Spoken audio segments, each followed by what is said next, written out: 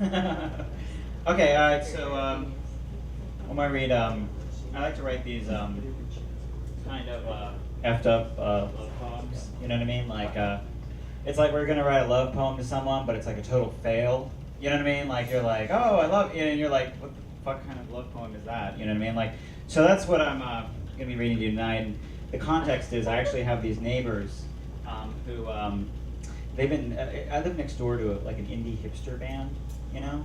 And so like, it's like, you know, all hours of the day, like dudes in like leather vests and like bare chests and stuff. And apparently, you know, one of the guys in the band just like fucked someone else. And so it's been like the screaming matches nonstop. So it's given me a lot of good material. So that's what you're gonna be hearing tonight. So here we go. This first poem is called Honesty. You tell me, baby, that you want me to be honest, but I feel like if I'm honest, we'll never fuck. I don't say this out loud, of course. Instead, I tell her that I'm a writer and in the business of lies. And if she wants the truth, go fuck a tax accountant. Okay, romance is my specialty. So this next one is called E-Affair. In fact, I have a whole string of poems that are about digital love. So get ready for this shit.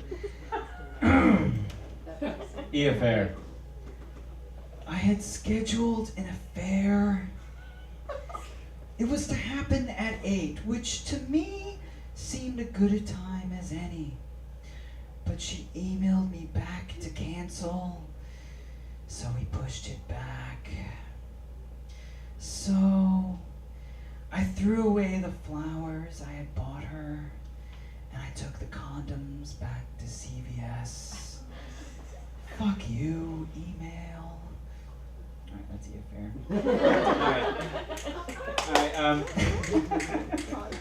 Alright, this, I'm really feeling bad about this microphone stand now. I mean, like, As you should. I'm just, I mean, what do you expect from me, you know?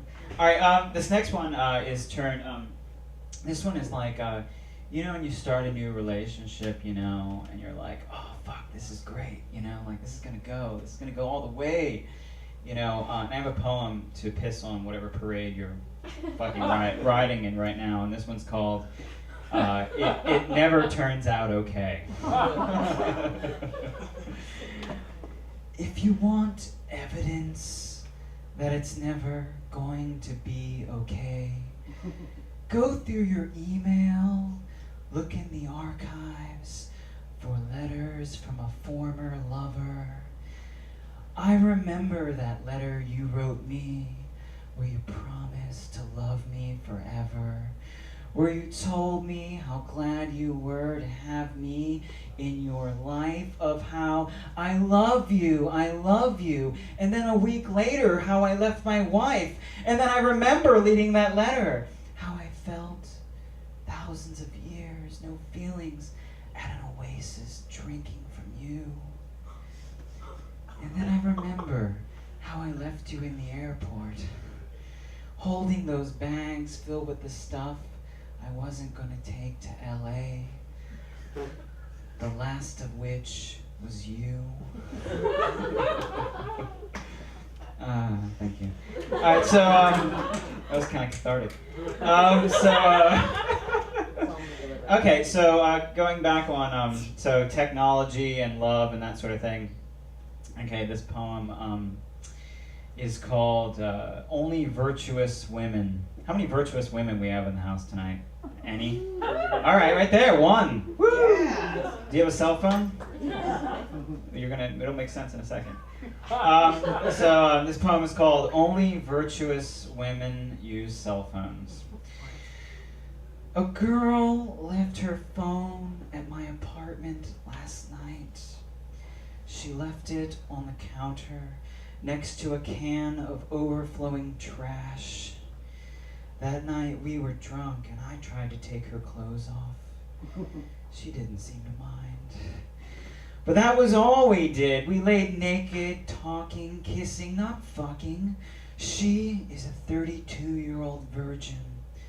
She is a virtuous woman. I found her phone the next morning as I stumbled into the bathroom to take a piss, and I wondered how many men have called her phone in the middle of the night, begging for forgiveness or sex or both. She is a woman of virtue. But there are other women, and perhaps you know them. They're mad, desperate women who don't have cell phones at all.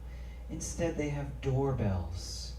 Doorbells at which no man has ever been seen begging for anything. Okay, that's done. The next poem is, this is kind of fun. This is about failing relationships. So like you're in a relationship and everyone thinks that, man, they make a great couple, you know what I mean? And in fact, you don't. And so that's what this poem's all about. This poem is called People Say We Make a Good Couple. At parties or wherever you drag me, people say we make a good couple, that we look so in love.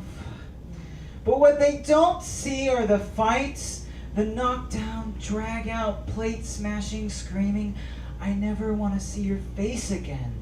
Screaming matches that are the cornerstone of any good relationship. Okay, that's it for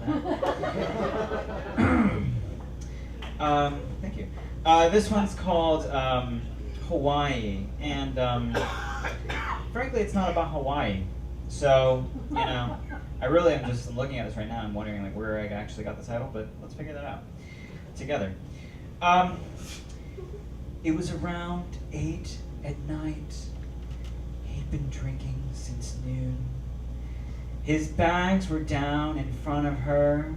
There were 2 worn-out blue vinyl bags with an old, ancient pair of American airline tags stuck to them. The tag said, to Hawaii. He'd never been to Hawaii. They were his grandmother's bags. He didn't know if she'd been either. Is this how it happens? She asks. While he was drinking, she'd been up all night crying. Her eyes were red, bloodshot.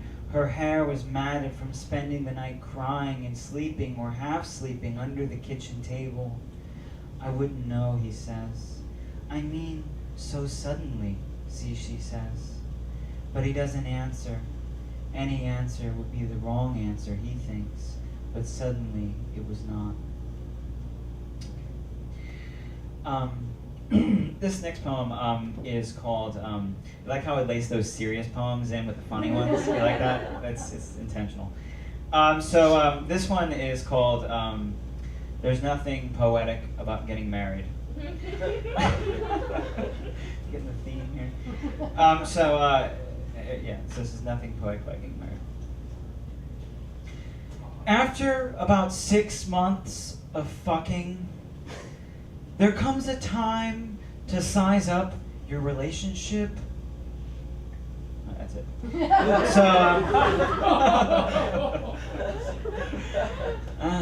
Okay, here comes that. That would make a great Hallmark card. Right? Right. You think you can get me in on that? I mean, they want to know anyone at Hallmark. This one is called It's Only Cosmetic.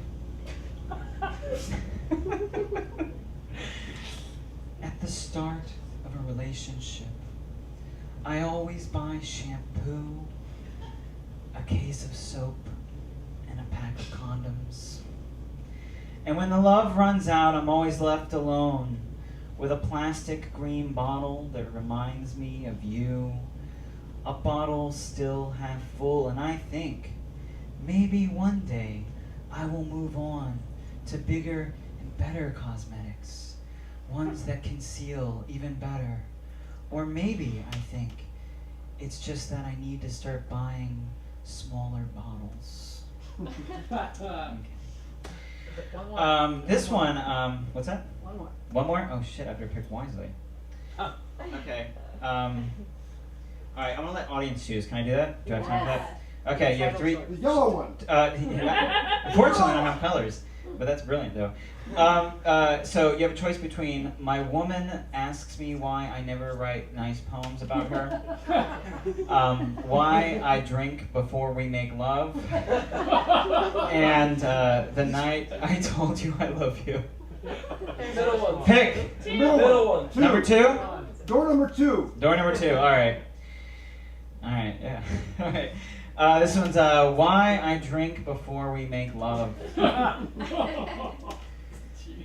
We went for drinks the other night before we made love.